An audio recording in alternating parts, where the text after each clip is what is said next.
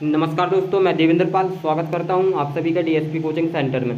देखिएगा, इस वीडियो में हम ईएमआरएस जूनियर सेक्रेटरीट असिस्टेंट का कंप्यूटर का प्रीवियस ईयर पेपर सॉल्व करने वाले हैं। आप सभी को पता है कि ईएमआरएस जूनियर सेक्रेटरीट असिस्टेंट में जो कंप्यूटर है आपका 30 मार्क्स का पूछा जाएगा, यानी कि आपके 30 क्वेश्चन रहेंगे जो कि 30 मार्क्स के रहेंगे, यानी प्रत्येक क्वेश्चन आपका 1 मार्क्स का है। यदि आपको कंप्यूटर में 30 में से 30 मार्क्स चाहिए तो आप सभी क्वेश्चन अच्छे से याद कर लीजिएगा, क्योंकि सभी क्वेश्चन वेरी इंपॉर्टेंट हैं और जो आपके एग्जाम में बार बार पूछे गए हैं।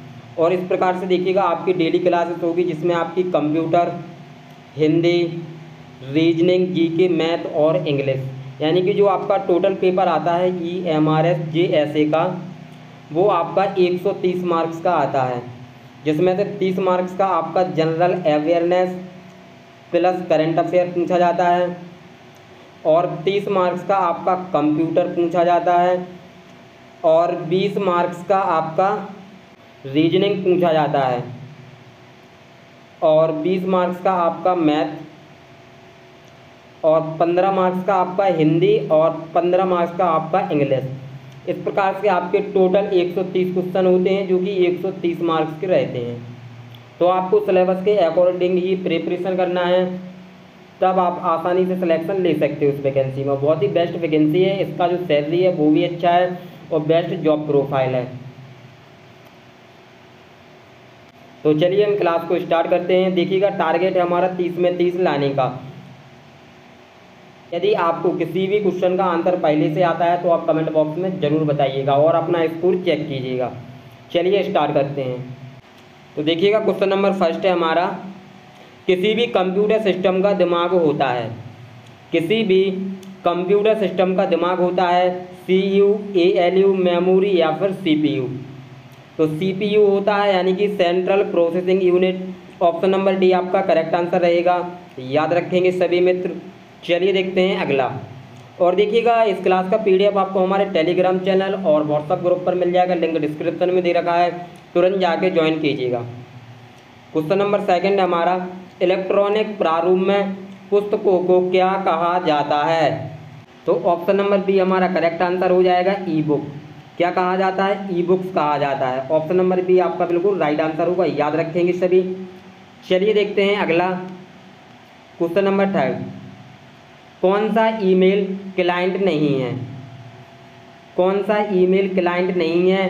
तो ऑप्शन नंबर ए गूगल, याद रखेंगे सभी। ऑप्शन नंबर ए इसका करेक्ट आंसर होगा आपका। और देखिएगा, सभी क्वेश्चन वेरी इंपॉर्टेंट है जो आपकी परीक्षा में बार बार पूछे गए हैं।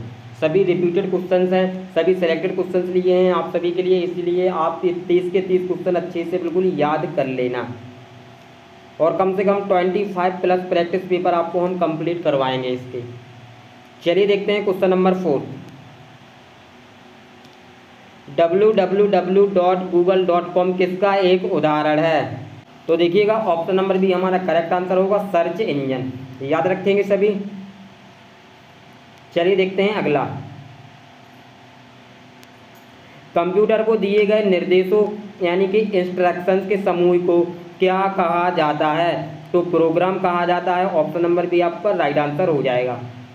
नेक्स्ट क्वेश्चन नंबर 6, कंप्यूटर का जनक किसे कहा जाता है? कंप्यूटर का जनक किसे कहा जाता है? तो option number C Charles Babbage को कहा जाता है, याद रखेंगे सभी। चलिए देखते हैं नेक्स्ट क्वेश्चन। एंड्रॉयड का पहला संस्करण यानी कि वर्जन है, एंड्रॉयड का पहला संस्करण वर्जन है तो 1.0 है, यानी ऑप्शन नंबर ए आपका करेक्ट आंसर हो जाएगा। जो एंड्रॉयड का पहला वर्जन है वो 1.0 है, याद रखेंगे सभी। चलिए देखते हैं अगला क्वेश्चन नंबर 8,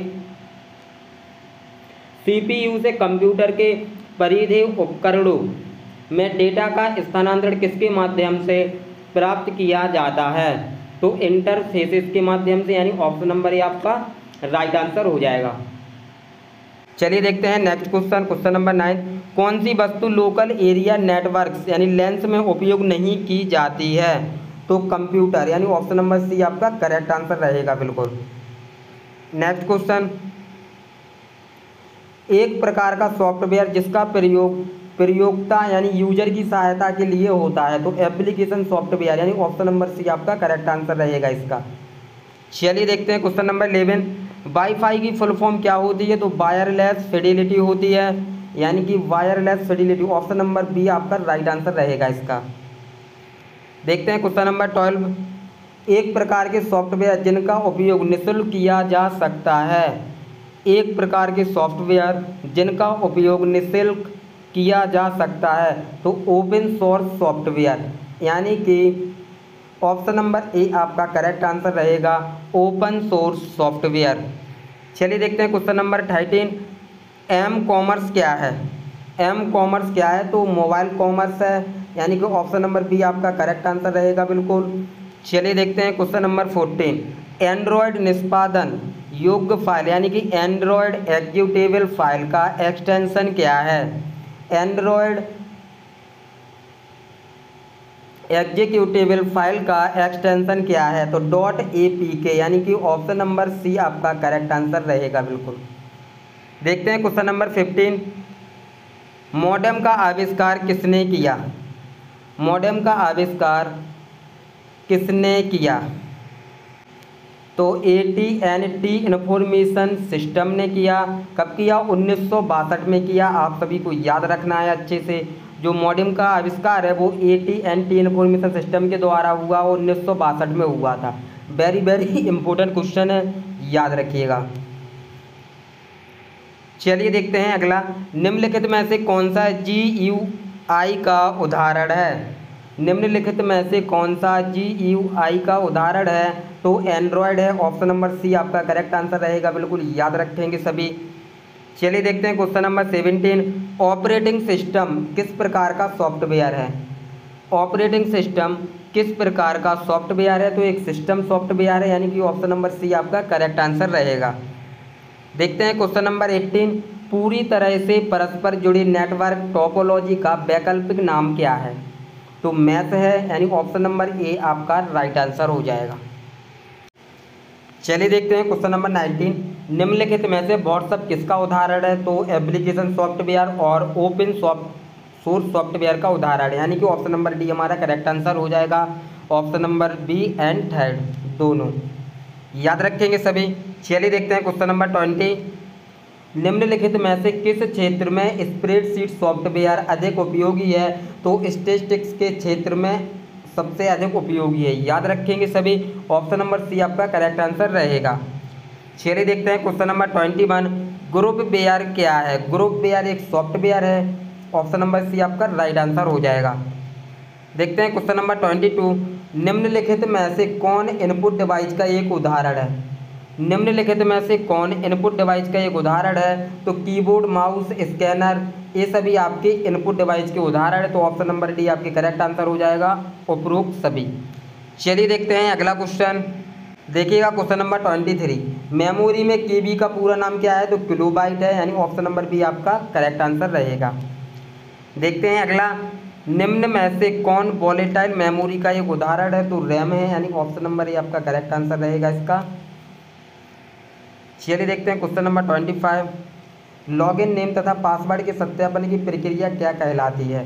तो ऑथेंटिकेशन कहलाती है, यानी ऑप्शन नंबर बी आपका करेक्ट आंसर हो जाएगा, याद रखेंगे सभी। चलिए देखते हैं क्वेश्चन नंबर 28।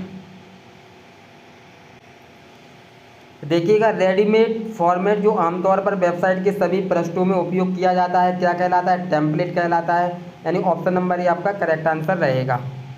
अगला क्वेश्चन नंबर 29।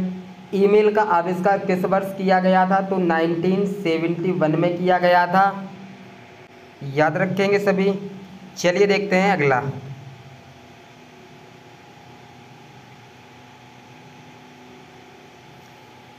निम्नलिखित में से ISP का उदाहरण है? तो जियो है, यानी ऑप्शन नंबर सी आपका करेक्ट आंसर रहेगा।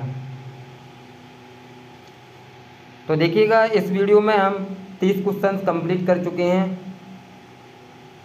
जो कि आपकी EMRS GSA एग्जाम के लिए वेरी वेरी इंपॉर्टेंट है, इसलिए आप ये 30 के 30 क्वेश्चन अच्छे से याद कर लीजिएगा।